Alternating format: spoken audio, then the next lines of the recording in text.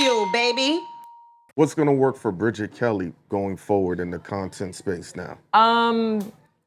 Being a lot more selective and discerning about who I talk to, who I work with, and do things for. And I think ultimately it's going to come down to just protecting and preserving my peace. If I feel like something is not going to be, it's not going to be rewarding, I'm not compromising certain integrity to do that.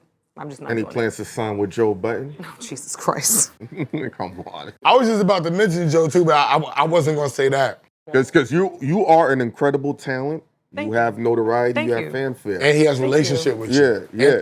And you're knowledgeable on a lot of things, which works. And I haven't had a conversation with Joe. I will at some point. I wanted to wait until all of this other stuff settled. So at some point I will have a conversation with Joe. I understand. Because we have not, and he was right, we have not had a formal conversation since we parted and everything was kind of, the dust never set. Nothing was ever, we never had like a good closure kind of conversation. At least if for no other reason than to just reinforce that there is still a level of respect there without it being, you know what I'm saying? It's not contentious for me. Yeah. But also I'm not a person that I live my life accordingly so that I don't have issues with people because I'm not interested in living my life that way. So I just think you're needed in this space. I mean, and listen, we took over the Patreon and launched a new show. My friend Blue Taluzma and I. She's also a journalist and a podcaster. So what's the name of the Patreon? Everything is Fine. Oh, so you changed the name? Oh yeah, it's a whole different show. It's sarcastic as fuck. We're talking about silver lining moments when shit looks like it's a fucking mess. Mm-hmm. We're holding each other accountable in a very gentle way, but it's still very confronting. It's a lot more emotionally intelligent. It wasn't with See the Thing? That show wasn't as intelligent, as emotionally intelligent as this one. I think y'all came off, from a surface. No, I'm just saying emotionally, and there's an emotional... Emotionally, yeah, knowing the other side of the coin. We had a smart show. I'm not saying that. I'm saying that she wasn't dumb, but she's talking about emotionally. Right. I'm not... It's like me saying to Mandy. I'm not saying the show was admin. No.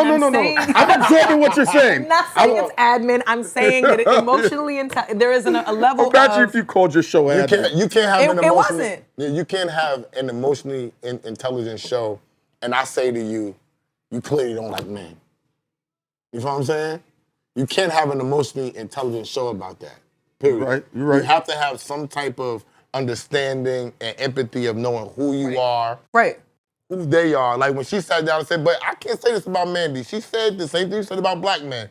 Black men have it hard. She said, and they got word for word. She said they got that. So I can't. Let me say that. But I'm gonna say on their show. Yeah.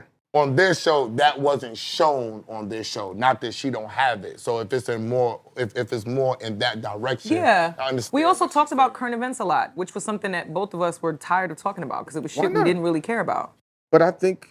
So it's hard to produce a show around current events when we don't really, there was not enough that either one of us really cared about like that, and it felt forced after a while. So with this show, it's not with Everything is Fine. It's not based on current events. We might talk about like 2 or 3 things that are pressing, but for the most part, it's going to be around a bigger topic, right? Like if it's politics and we're talking about the fact that a lot of people are saying they don't want to vote this year. And we're like, well, I know that sounds good in theory and you feel like you exercising your free agency, but a lot of Supreme Court judges and a lot of senators are up for re-election. And if we lose the Senate again and the Republican gets into then y'all office, wishes is nothing. Then we are fucked. It's less about the presidency and more about sort of the other branches of government, right? And so those kinds of conversations are being had. Have you been taught about where the money comes from in the podcasting? Because we're still learning that and trying to figure that out too. Well, I am too, because we had a cheat code being able to launch with Joe. We really did. Like that was an unbelievable blessing to be able to launch with someone that was already experienced, that our starting point was very high. Yeah. Which is impossible with to do it grassroots any other way, right? And so knowing that, it was kind of like, all right, we're already starting at this point, which, if I'm honest, I've lucked out in that's been sort of that's always been the story of my career, is that I'm always starting at a level above what the beginner level is. There's nothing wrong with that. Which is a gift and a curse. It's a gift and a curse. Like when I first started with him, there was certain things he wanted to do. I said, you with me. You skip that bullshit. You don't got to do this. He's like, yo, I think we should host like a couple of red carpets. I said, get the fuck out of here. And there's a lot that I learned. And I love that shit. There's a lot that I learned from Andy in regards to that. Yeah. Even down to like, yo, if people show up late, they're never welcome back on this show because they're playing with our fucking time and they're playing with our money. And my kumbaya ass is like, well, I know artists and sometimes things happen. And I don't fuck with that late shit on. Rappers. Right. But not even just rappers. It's not just rappers though. But it's just in general, like I was so much more forgiving in that way because she's an artist. Because I'm an artist. So artists have been late. They've had hair. They've had makeup, outfit glitches. Listen, makeup. She's a female. But then Remy Ma came and was on fucking time. Her makeup artist canceled. Wow. Thank God she's fucking gorgeous. You know what you just flawless. said is an anomaly. Her makeup artist canceled or whatever the situation was.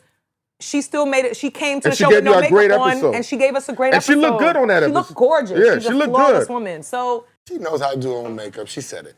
So, and that's fine. She said you got to be able to do that when you win. Just in case. Got to be able to do your own shit. But no, there was a lot that I learned about that, even about how to up the value on myself, which to me was something that I, as an artist, you don't do. You don't get told that, which is very different from music and content space. When you're in the music industry, everybody's trying to humble you.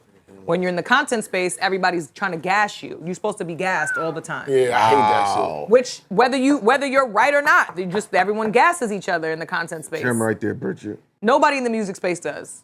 You're always like, be humble, be humble, be humble, be humble. So but in this space, everybody's the man. The man. In this space, everybody's him. I'm her. You have opinions about shit you don't know about. I'll never claim to be him. But I'm just saying because you hear when it all the time, am I right? Yes, because I be telling them, I'm like, where they getting this thought from? I said, where are these niggas acting like they him and they never even did nothing? I'm like, it's like, I'm sitting up there like, I got more than y'all, right? I've got more clout. I've been doing this, and I don't think I'm him. I swear to God. That's music industry, and that's music shit. So when y'all start thinking that you're him, I'm like, how are you him? Like, you don't have enough money. You don't have enough clout. You don't have enough worldly possessions. You don't have enough accomplishments to be him. What the fuck are you talking about? How are you? But that's why I say that's a different thing. For me, coming from the music space, I was always giving everybody grace, and in order to effectively run a business that way, it just doesn't work. And that was a valuable thing. So it taught you a lot about business. Absolutely, absolutely. And it's gotten me to a place where there's a certain level now of I'm not gonna say it's not even about self-esteem as much as it is self-awareness. Okay. I'll call it self-awareness. And self-awareness based upon what? On your business sense? That's based on, it's more based on my experience and understanding how valuable that is in whatever moves I make next. So whether it's the show that I'm on now, which is a lot more lighthearted and kind of, there's a lot of, sarcastic moments and we have fun and it's a good time, to, producing a show. I produce a show for my friends called For Better or Best, and they're a super wholesome couple, but they're hustlers. So being able to magnify all the different sort of nuances about not just their relationship, but obviously breaking the generational curses of we have 401ks, we have savings, we work in tech, we're creating jobs for people in tech, we want more black people to succeed this way, we're trying to create more opportunities, more outreach, all the things. To be a part of something to be a part of things that are constantly bigger than me is now the goal. Whereas in music, it was always about me. Versus now, I'm in a content space where I can do shit for us. I can do shit that's bigger than that feels more fulfilling than just being an artist. But I am making music again, and that's just gonna be a vibe. I'm letting y'all know now it's very different.